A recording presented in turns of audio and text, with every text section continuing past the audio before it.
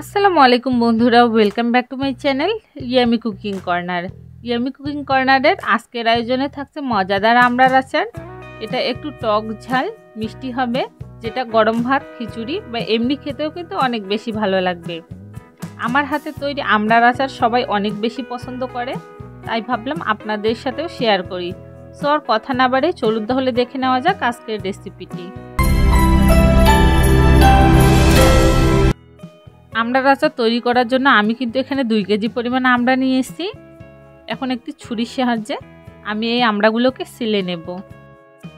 আমড়াগুলো সিলে নেওয়ার সময় আমড়ার যে খোসাটা আছে সেই খোসাটাকে পাতলা করে সিলে নিতে হবে, আর বেশি মোটা করে সিলে নেওয়া যাবে না, কারণ পাতলা করে সিলে নিলে আমড়ার উপরে যে সবুজ স্কিনটা থাকে সেটা থেকে যাবে।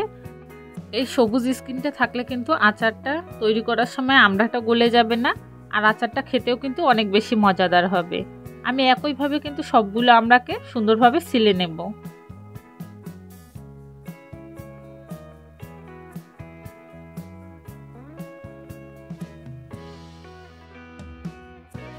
আমি সবগুলো আমড়াকে কিন্তু সুন্দরভাবে সিলে নিয়েছি। এখন এই আমড়াগুলোর মধ্যে আমি দিয়ে দিব পর্যাপ্ত পরিমাণে পানি। এখন এই পানির মধ্যে আমি আমড়াগুলোকে ভিজিয়ে রাখবো 15 থেকে 20 মিনিটের জন্য। 15-20 মিনিট পর আমি আমড়াগুলোকে ভালো করে ধুয়ে পরিষ্কার করে নেব। এরপর একটি ছুরির সাহায্যে আমি এইভাবে আমড়াগুলোকে চিড়ে দেব। এইভাবে আমড়াগুলোকে চিড়ে দিলে আমড়ার ভিতরে সমস্ত মশলাগুলো সুন্দরভাবে ঢুকে যাবে, আর আচারটা খেতেও কিন্তু অনেক বেশি মজাদার হবে। আমি একইভাবে সবগুলো আমড়াকে সুন্দরভাবে চিড়ে দেব।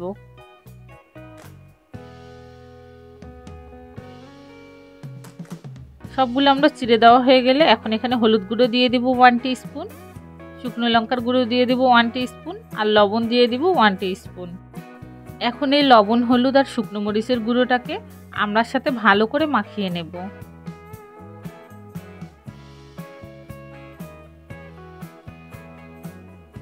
আমড়াগুলোকে সুন্দরভাবে মাখিয়ে নেওয়া হয়ে গেলে আমি এই আমড়াগুলোকে রেস্টে রেখে দেব 15 থেকে 20 মিনিটের জন্য, যাতে করে লবণ হলুদগুলো আমড়ার ভিতরে সুন্দরভাবে ঢুকে যায়।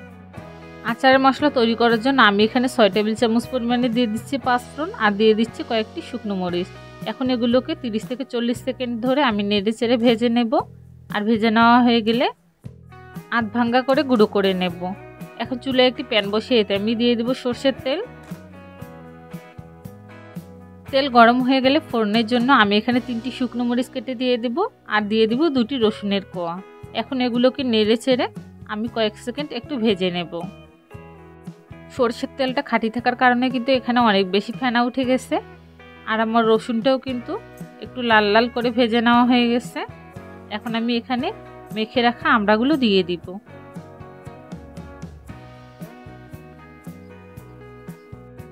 আমড়াগুলো দিয়ে দেওয়া হয়ে গেলে এখন আমি এগুলোকে নেড়ে চেড়ে একটু ভেজে নেব।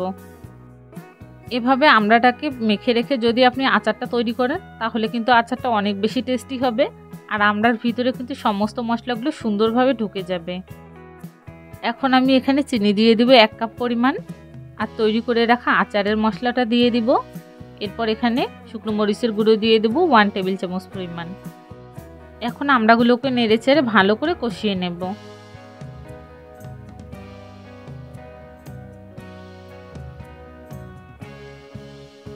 আমড়াগুলোকে এইভাবে সুন্দর করে কষিয়ে নেওয়া হয়ে গেলে এখন আমি এখানে পানি দিয়ে দেব 1 কাপ পরিমাণ, যাতে করে আমড়াগুলো সুন্দরভাবে সেদ্ধ হয়ে যায়।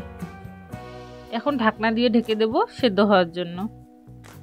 15-20 মিনিট পর ঢাকনা তুলে নিলাম, আর আপনারা দেখতেই পাচ্ছেন আমড়ার পানিগুলো কিন্তু অলরেডি শুকিয়ে এসেছে, আর আমড়াটাও কিন্তু স্বচ্ছ হতে শুরু করেছে। এখন আমি এখানে তেঁতুলের কাঠ দিয়ে দেব 1 কাপ পরিমাণ, আর কাসুন্দি দিয়ে দেব 1 টেবিল চামচ পরিমাণ। আমার হাতের কাছে সরষে বাটা না থাকার কারণে আমি এখানে কাসুন্দি ইউজ করেছি। এখন এগুলোকে নেড়ে চেড়ে আমি মিশিয়ে নেব। তেঁতুলের কাঠ দেওয়ার পর আমি কিন্তু এখানে 1 কাপ পরিমাণে গুড় ইউজ করেছি, আর এই ক্লিপটা আমার নেওয়া হয়নি। আর গুড় দেওয়ার কারণে আচারের কালারটা কিন্তু এতটাই সুন্দর এসেছে। এখন আমি এগুলোকে নেড়ে চেড়ে ভালো করে কষিয়ে নেব। আমার আচারের গায়ে থাকা কিন্তু সমস্ত পানি সুন্দরভাবে শুকিয়ে গেছে, আর আচারটা দেখতে কিন্তু অনেকটা স্বচ্ছ লাগতেছে। আমার আচারটা প্রায় তৈরি করা ডান। এখন আমি এগুলোকে নামিয়ে সার্ভ করে নেব। সো গাইস, তৈরি হয়ে গেল মজাদার আমড়ার আচার। আর এই আমড়ার আচারটা কিন্তু আপনারা 1 বছর ধরে সংরক্ষণ করে রাখতে পারবেন। আচারের মধ্যে সবসময় শুকনো চামচ ইউজ করবেন। যদি ভিজে চামচ ইউজ করেন তাহলে কিন্তু আচারের মধ্যে ফাঙ্গাস পড়ে আচারটা জলদি নষ্ট হয়ে যাবে। আশা করছি রেসিপিটি একবার হলেও আপনারা বাসায় ট্রাই করবেন। আর আমার বিশেষ রেসিপিটি আপনাদের কাছে অনেক বেশি ভালো লাগবে। যদি আমার রেসিপিটি আপনাদের কাছে ভালো লাগে অবশ্যই আপনার ফ্রেন্ডস অ্যান্ড ফ্যামিলির সাথে রেসিপিটাকে শেয়ার করবেন। আর এরকম মজাদার সুন্দর সুন্দর ভিডিও পেতে চাইলে অবশ্যই আমার চ্যানেলটিকে সাবস্ক্রাইব করে রাখবেন। আমার জন্য দোয়া রাখবেন যাতে করে আমি আপনাদের সুন্দর সুন্দর ভিডিও উপহার দিতে পারি। আবারও দেখা হবে অন্য কোনো ভিডিও নিয়ে। ততদিনে ভালো থাকবেন, সুস্থ থাকবেন। আল্লাহ হাফেজ।